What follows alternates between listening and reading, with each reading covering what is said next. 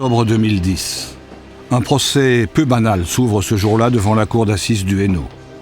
2 accusés entrent dans le box. Asseyez-vous, je vous en prie. Comment vous appelez-vous? Monsieur Maillerin. Oui, quel est votre âge? 41 ans. Votre profession? Je suis sans profession. D'accord. Asseyez-vous, monsieur Mailleux. Et vous, monsieur Lebon? Lebon Christian, né le 22 454 à Gilly. Une profession, monsieur Lebon? Magasinier. Ceci étant précisé, monsieur l'avocat général, vous avez la parole pour la lecture de votre acte d'accusation. Le procureur général près la cour d'appel. Les faits reprochés aux 2 hommes sont qualifiés de vol avec violence. Des arrachages de sacs commis entre le 14 juin et le 24 juillet 2008 sur 5 femmes sans défense. La plus âgée des victimes s'avance péniblement à la barre. Elle a 84 ans et est aveugle depuis le jour de l'agression. On m'a enlevé, qu'est-ce que j'avais plus bon au monde, sera mes yeux.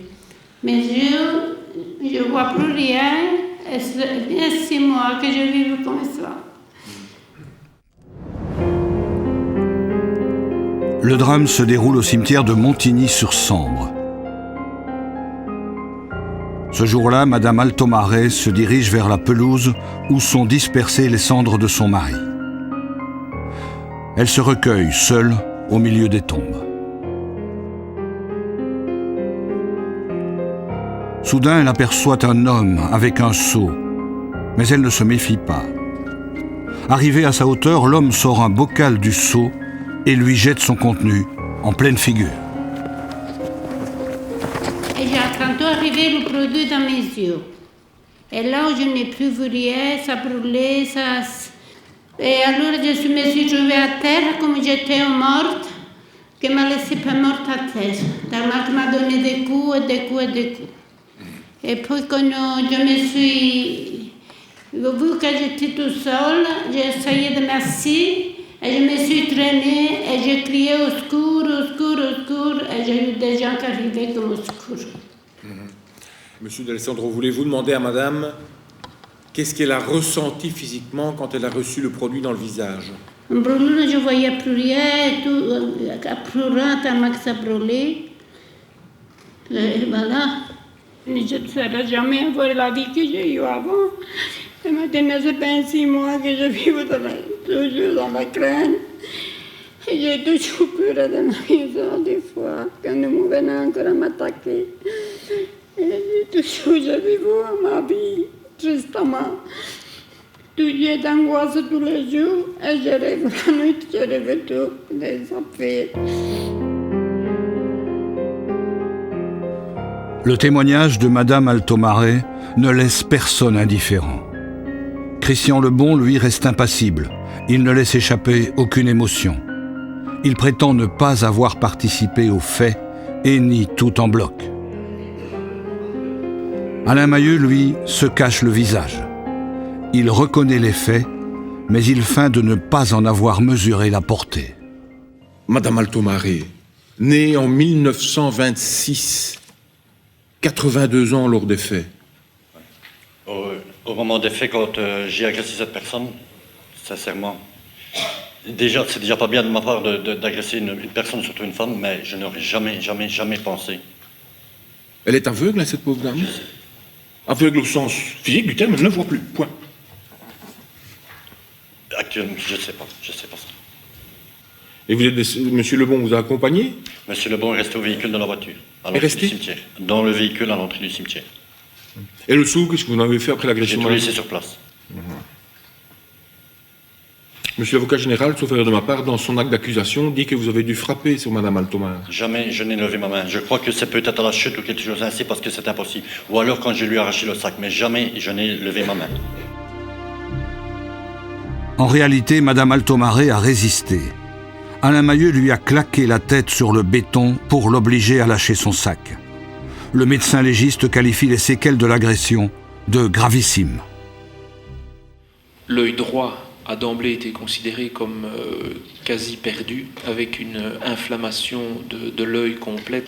La dernière fois que j'ai vu Madame Altomare, il était prévu qu'on énucléie l'œil. Donc, enlever le globe oculaire. Enlever le globe oculaire, l'œil n'était plus viable et donc tout à fait non fonctionnel. L'œil gauche, mais l'œil gauche c'est gravissime aussi dans la mesure où cet œil gauche était devenu un tout petit œil complètement opacifié, qui est une séquelle aussi de la brûlure, donc de la kératite. Et donc Madame Altomare doit être considérée comme atteinte d'une cécité totale et définitive. Je crois que c'est inqualifiable de lâcheté et de cruauté. Parce que ce qu'il faut bien comprendre, c'est qu'on envisage maintenant les conséquences. Elle a perdu la vue, mais les douleurs qu'elle a ressenties suite à la projection de l'acide au niveau des yeux ont été énormes et sont toujours maintenant présentes et très vives. C'est pas simplement un organe qui disparaît. Elle ne sait plus se servir de ses yeux, mais ses yeux sont douloureux. Comment ces deux hommes ont-ils pu en arriver là ? Alain Mahieu est issu d'un milieu défavorisé. Peu instruit, il a d'emblée choisi une vie facile. Il dispose de peu de repères affectifs. Abandonné par sa mère à 3 ans, qui, disons les choses clairement, est une ivrogne, qui abandonne ses enfants à 3 ans jusqu'à leur prendre 17 ans alors qu'il est sous les ponts, comme elle l'a dit à l'audience. On a le père qui dit moi mes enfants ils ont été élevés par mon oncle, mon grand-oncle comme il dit, j'allais les voir de temps en temps. On n'élève pas un enfant en le laissant comme ça. Un enfant a besoin d'amour. Et je pense que M. Mahieu n'a pas eu d'amour. Et donc, quand on n'a pas eu d'amour comme ça, on ne sait pas émettre une émotion. On n'a pas de sensibilité. Et je pense que ça façonne la personnalité aussi. Alain Mahieu a commencé très jeune à commettre des délits. Son casier judiciaire est plutôt chargé. Alain Mahieu, ses premières condamnations, ce ne sont pas des condamnations pour vol. Ce sont des condamnations pour des faits d'incendie criminel dans des immeubles, qui datent de 1991. Et puis, tout le reste de sa carrière a été émaillé de condamnations pour des faits de vol qualifiés ou pour d'autres faits d'incendie. Et c'est ainsi, à l'occasion d'un séjour en prison, d'ailleurs, qu'il a fait connaissance avec Christian Lebon, avec lequel il a commis les faits dans le cimetière de Charleroi. Christian Lebon, lui, est un habitué de la cour d'assises. Il a déjà été condamné 2 fois à perpétuité. La première fois pour vol suivi de meurtre et la seconde pour une violente prise d'otage. C'est Melchior Wathelet, alors ministre de la Justice, qui a autorisé sa libération. S'il a été libéré en 1992, c'est à la suite de 2 arrêtés royaux de grâce qui lui avaient été accordés par le ministre de la Justice de l'époque. Ce sont 2 arrêtés qui datent tous 2 du mois d'août 1988. Il faut savoir à l'époque que le ministre de la Justice, pour faire face à la sous-capacité carcérale, avait entamé une politique de remise en liberté systématique par le biais de grâce. Et M. Lebon, comme d'autres d'ailleurs, a bénéficié de ce système. Et Christian Lebon se réinsère dans la société. Pendant 5 ans, on n'entend plus parler de lui. Mais en 1997, il replonge. Cette fois, il est condamné pour des faits de violence envers sa compagne. Il retourne 10 ans en prison. En 2007, il sort, muni d'un bracelet électronique.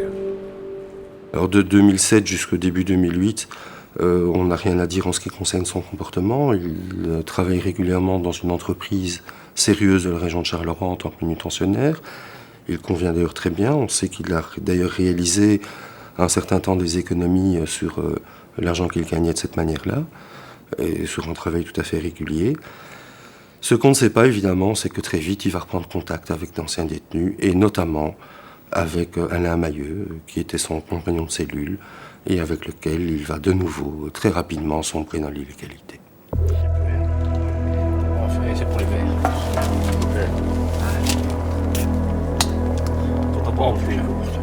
Lebon abandonne son travail et s'installe avec Mahieu dans une tente.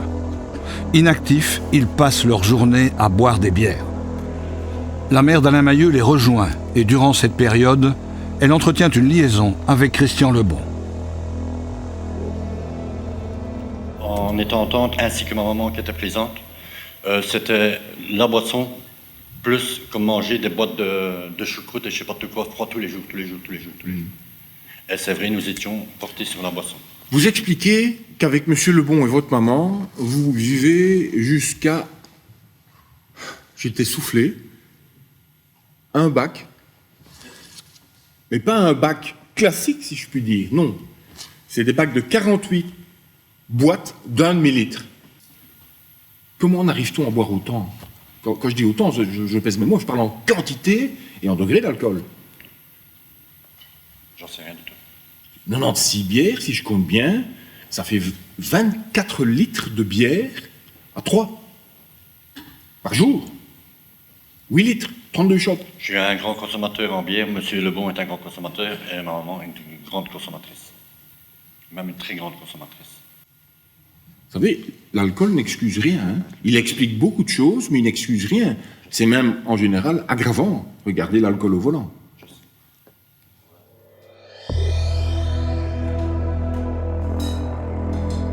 Sans travail, les deux hommes ont rapidement besoin d'argent. Au cours d'une beuverie, ils mettent au point leur terrible projet.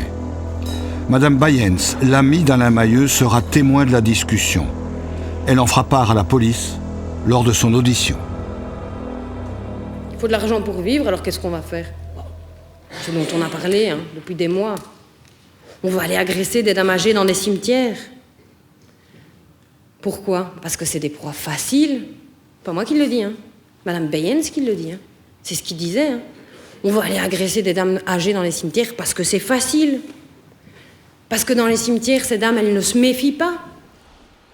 Âgée d'une 60aine d'années, Marie-Claire Tassin est la première victime de leur sordide tableau de chasse. Bonjour Madame Tassin. Racontez-nous, entre guillemets, la triste histoire qui vous est arrivée.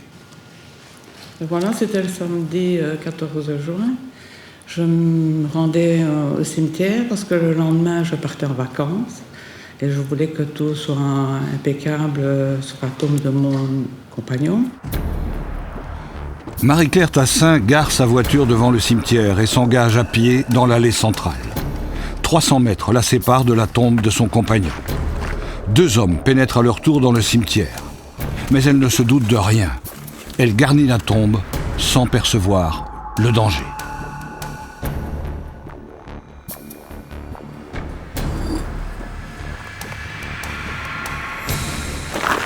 Soudain, c'est le trou noir. Elle perd connaissance et s'écroule. Mahieu s'empare des clés et du sac de la malheureuse, puis il s'enfuit avec Christian Lebon à bord de la voiture de la victime.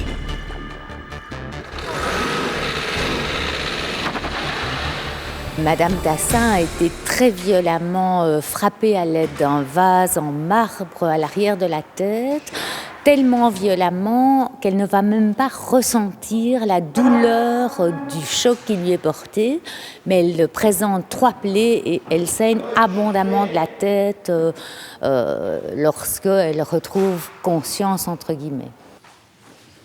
Et c'est un miracle si Madame Tassin est encore là aujourd'hui, parce que quand les auteurs de son agression quittent les lieux et quittent une victime inanimée, une victime qui pour eux est quasiment morte, elle est totalement inconsciente, elle baigne dans son sang. 2 ans après les faits, Madame Tassin conserve une vision brouillée. Aujourd'hui encore, elle n'ose plus sortir seule. Avant, j'allais 2 fois par semaine au cimetière. Et maintenant, j'y vais aux grandes occasions, quand je sais qu'il y a beaucoup de monde dans le cimetière. Fête des mères, fête des pères, tout ça. Des moments plus cruciaux qu'avant. Oui, ou alors, je prends quelqu'un avec moi, ou alors je prends ma voiture, malgré que je n'ai pas l'autorisation pour rentrer dans le cimetière avec ma voiture, mais je la prends et je me gare devant le caveau. Christian Lebon et Alain Mahieu vont poursuivre leurs méfaits. Mais Mahieu souhaite procéder autrement. Il dit ne plus vouloir de sang sur les mains. Les 2 compères tentent alors le simple arrachage de sacs.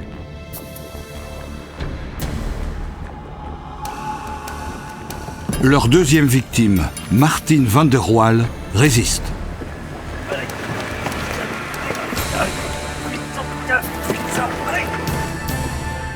Monsieur est sorti, il a attrapé mon sac et je l'ai tenu jusqu'au bout. Je suis même rentrée dans la voiture pour essayer de... La réaction, La réaction, oui.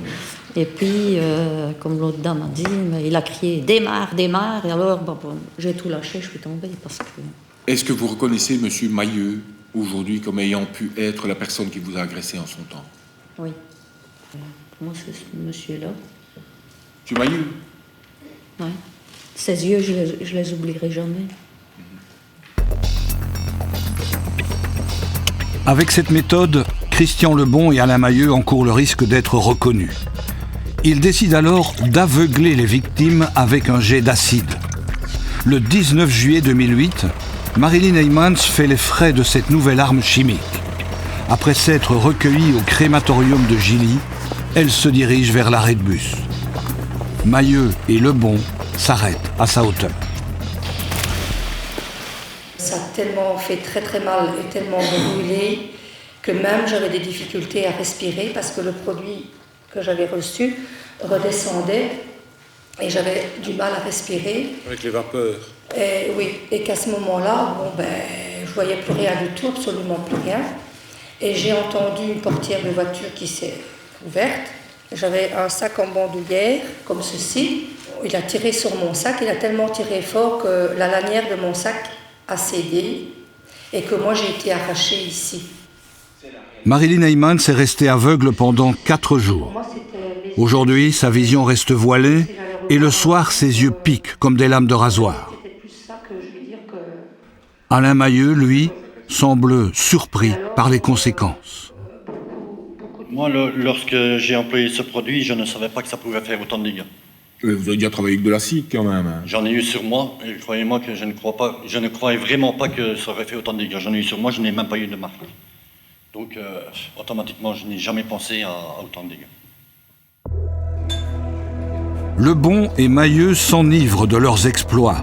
En l'espace d'1 mois, ils ont dérobé 4 sacs et une voiture.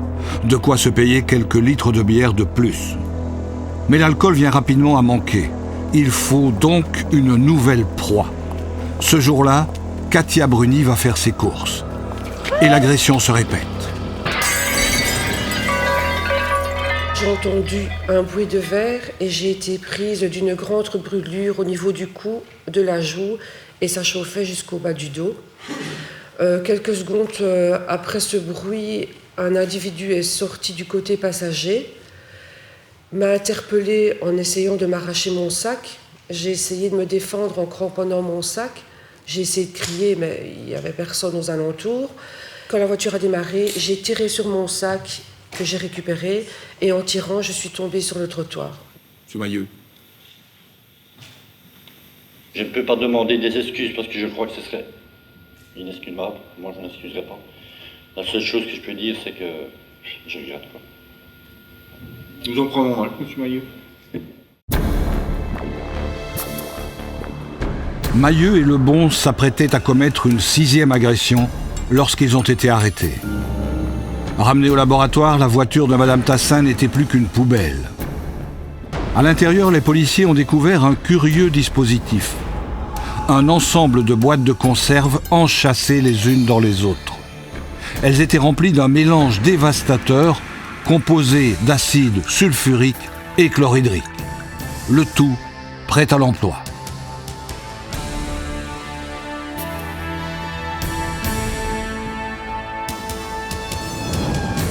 On se rend compte, en fait, à l'occasion des agressions, qu'il y a une évolution dans le modus operandi.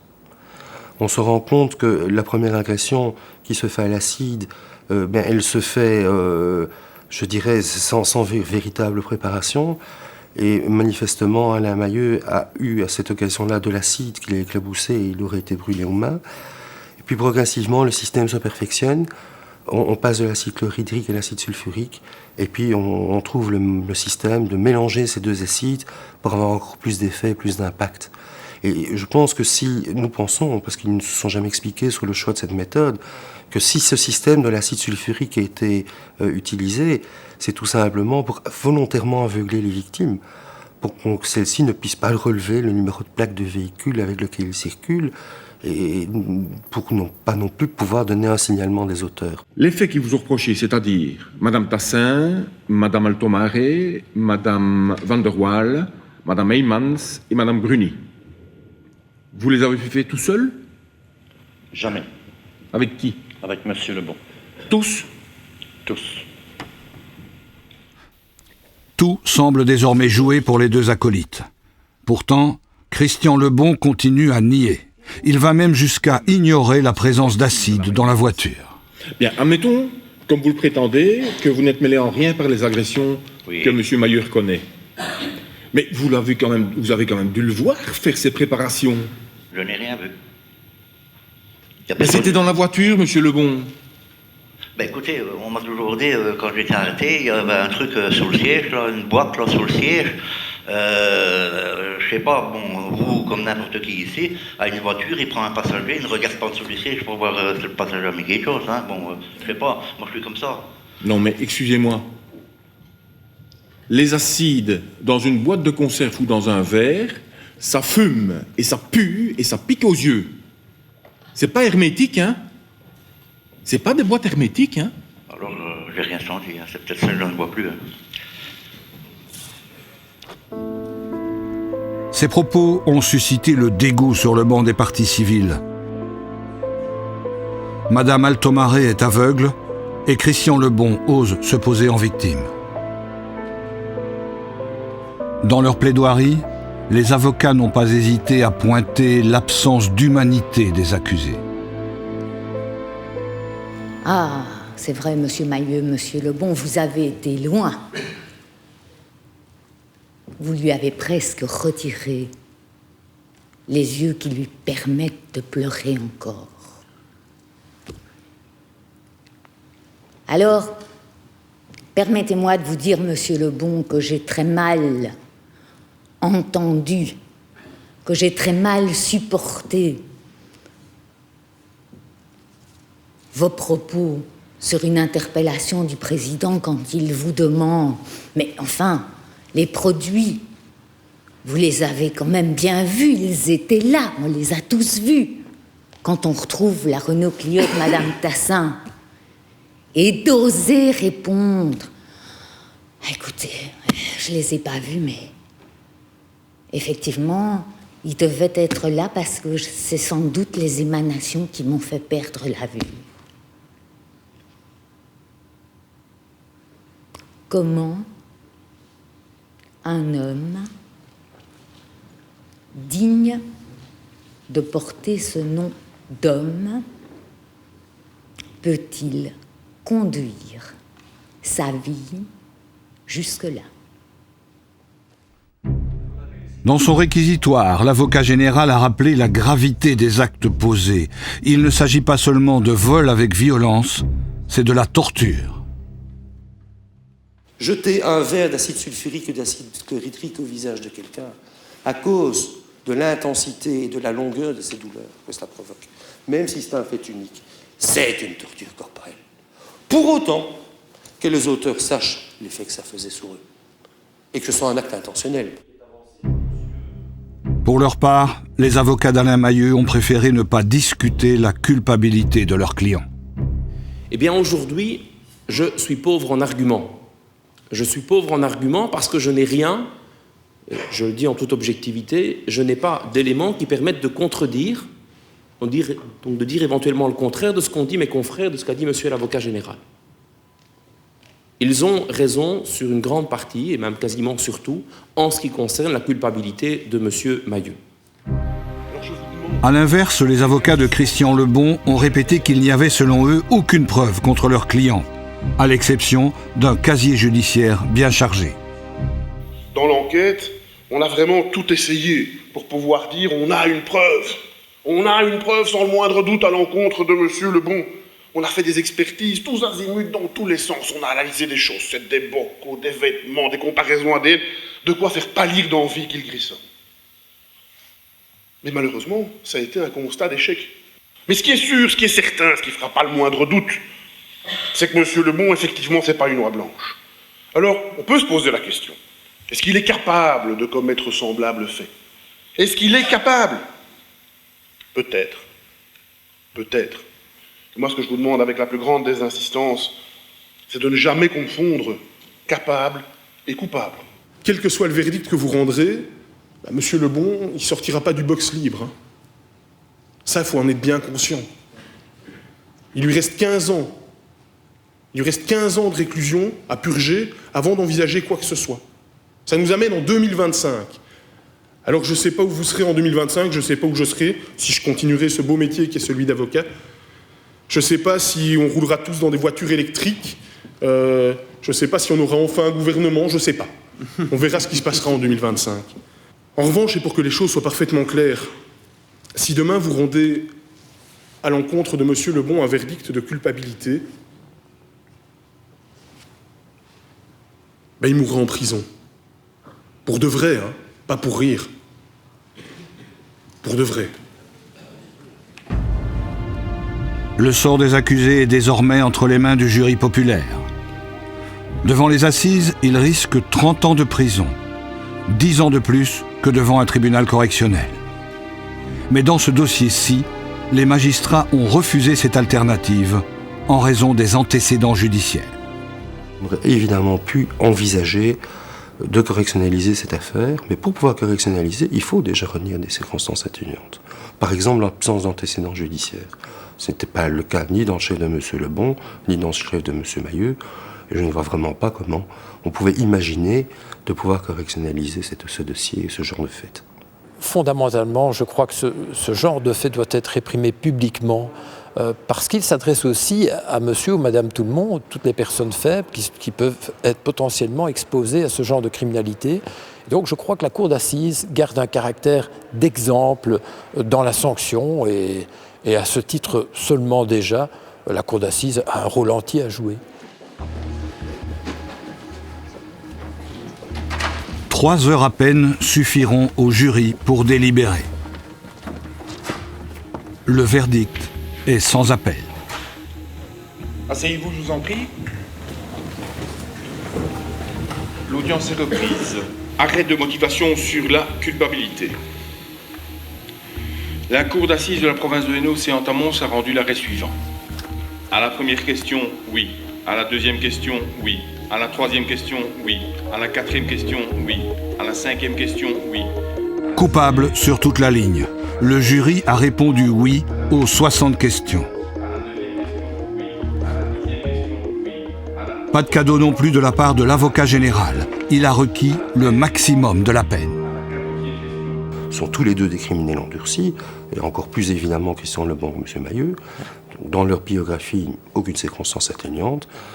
Puis la lâcheté des agressions, presque toutes dirigées à l'égard de personnes âgées dans des moments de recueillement et de solitude profond, puisque les faits se commettent dans des cimetières, témoignent évidemment qu'en ce qui concerne les faits, il n'y a aucune circonstance atténuante à retenir non plus à leur égard.